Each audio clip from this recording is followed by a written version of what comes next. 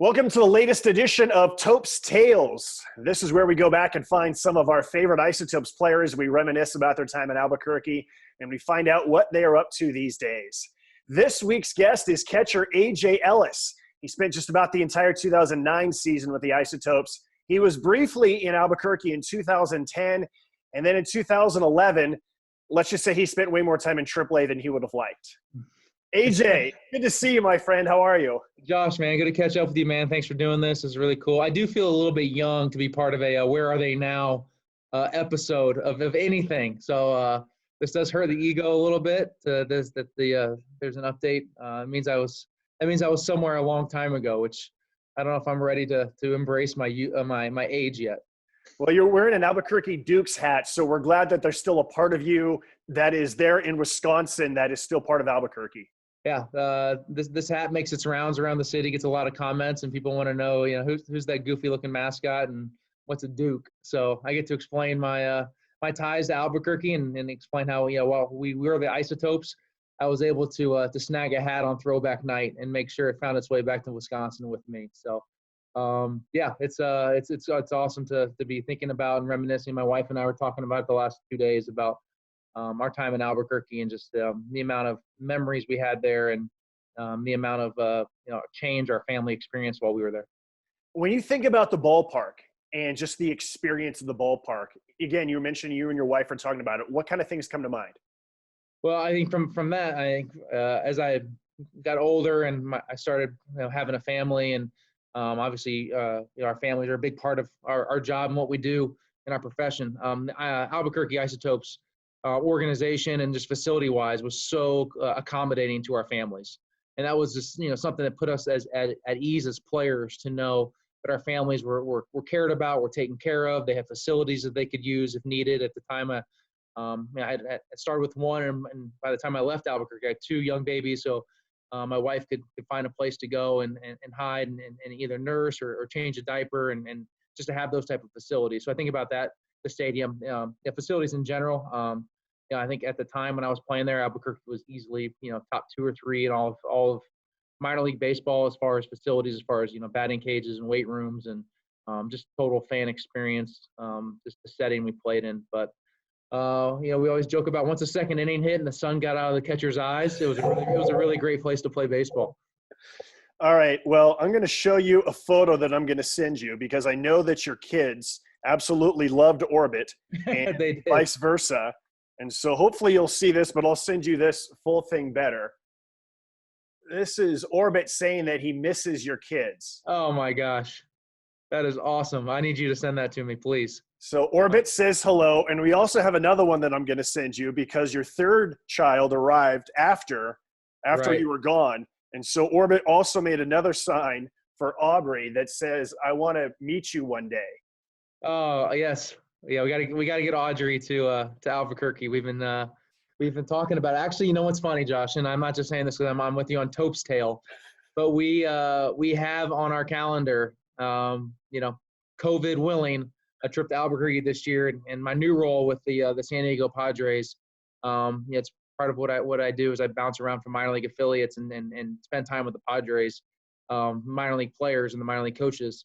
And one thing we circled this year was, that when El Paso comes to Albuquerque, my family and I believe it was 4th of July weekend. So we'll see what happens. But we definitely know that on the near future, the Ellis family will be making a return and reintroducing our kids to a place that has so many memories for us. I love it. Absolutely love it. What was it about Orbit and your kids where they just bonded so much?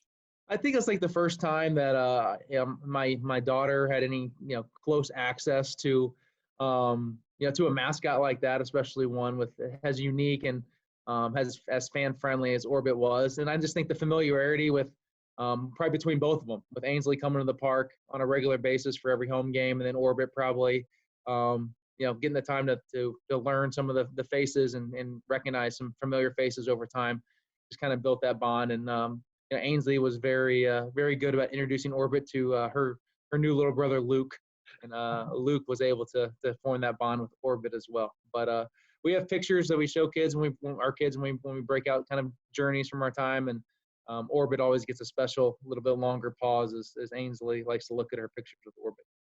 Well, there's a lot of other people in Albuquerque that I know would want me to say hello, including the entire Kiefner family. And I think that you would be very excited to know that James works on our grounds crew now, and I've he heard. leads them dancing. I've heard. Jim keeps me up to date very regularly, and I still appreciate it. Even when I was playing, my playing career was concluding, and I had left the Dodgers, which at the time was the Albuquerque affiliate. And I went and played for other organizations. The Jim and James would still find a way to come find me and meet me, whether it be in Colorado when I was with the Marlins, or they'd come and see me when I was with the Padres, either in San Diego. And just a great family. They're just awesome people, and I know they love Albuquerque. And I can't imagine an Isotopes game without James. And now to hear that he's on staff there, I don't know if that's the best role for James. I think I like him more dancing in the first row. But if he's out there on the field and getting some work done, then we can play ball. That's great.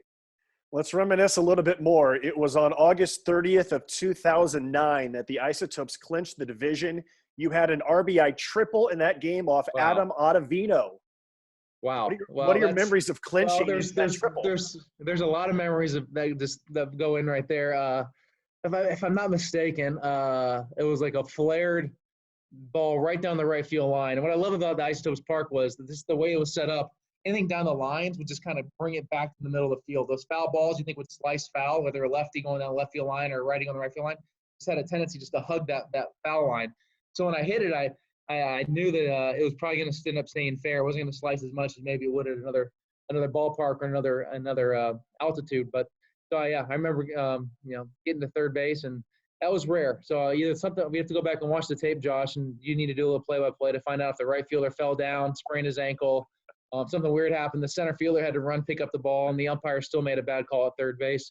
But somehow I slid in safely with my blazing speed. The other part about that was this was, I think, back when Adam Ottavino was still a starting pitcher, and I think he was with the Memphis Cardinals at the time. And I remember after that, when he became a reliever and started that crossfire delivery with the angle, he said he was one of my toughest at bats that I had when I faced him later in my career when he was with the Rockies and I was with the Dodgers. So I wish he would have stayed a starter for me personally, because it changed a lot of my at bats later. But that was a fun memory, and it was a good day.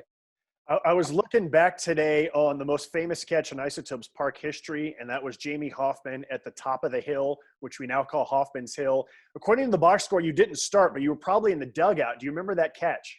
I do. That was man, he could work that hill. Yeah, I mean, Hoffman Hill is very, very fitting.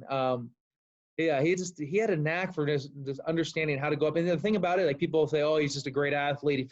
He practiced it. Like, I remember going out there in batting practice, and he'd get John Moses to hit him fly balls where he'd have to go up on that hill and figure it out. So this wasn't just some obviously it was a tremendous athletic play, but this is something that he had been practicing how to work on that hill. And it was always comical to see the visiting players, especially when you hit a ball to center field, they think they'd be camped and ready to catch it, and they would crumble to the ground as the ball would fall. But Jamie was a tremendous defensive player, tremendous teammate, one of my all-time favorite teammates I ever had, and a guy who I know is doing great things right back in his home state of Minnesota.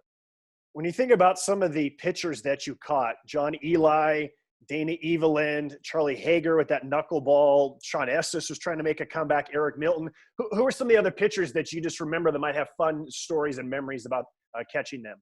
Yeah, I remember Scott Strickland, who was our closer at the time.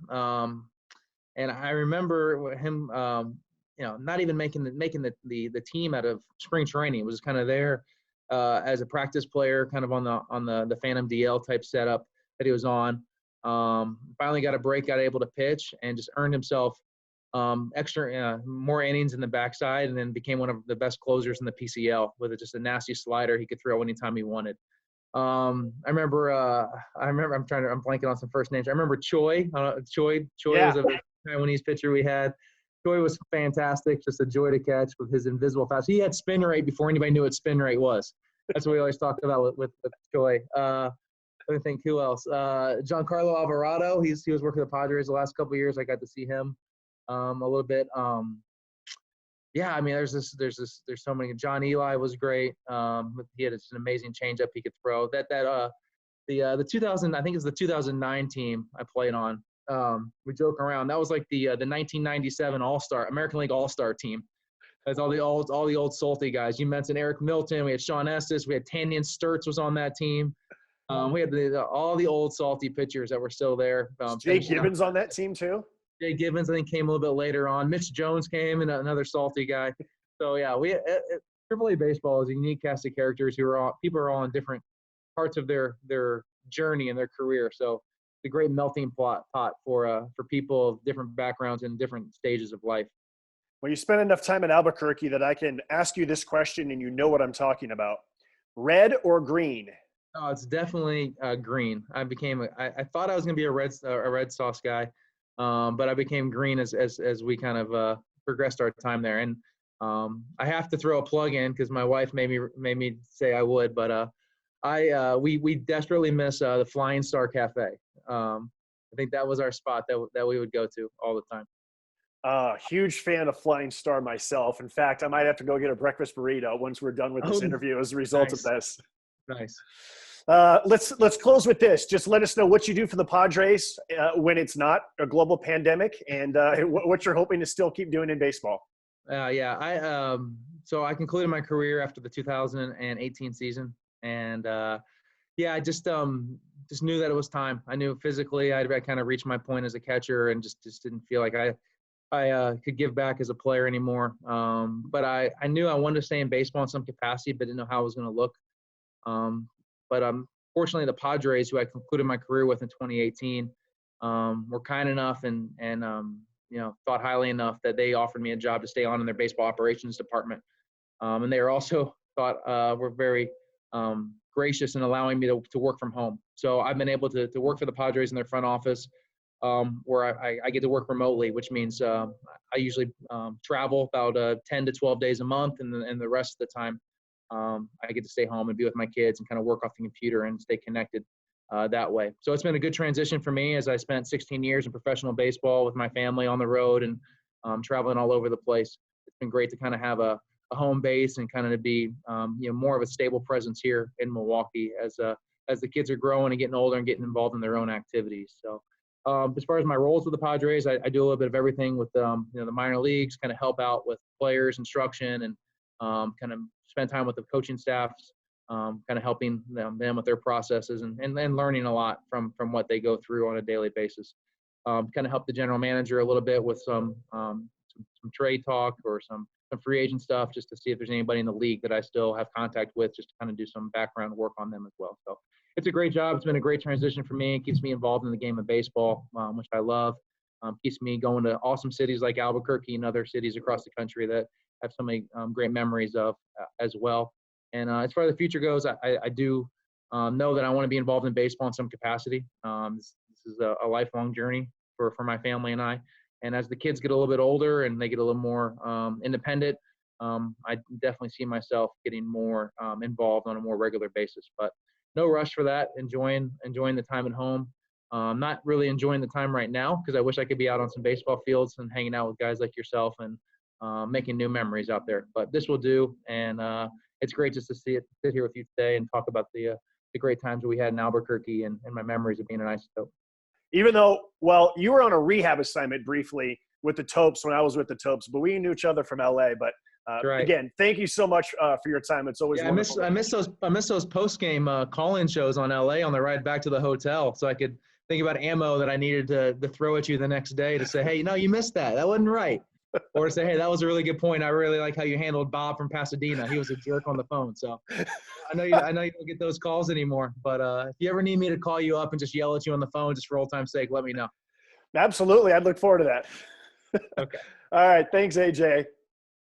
Once again, that is AJ Ellis, and this is Topes Tales.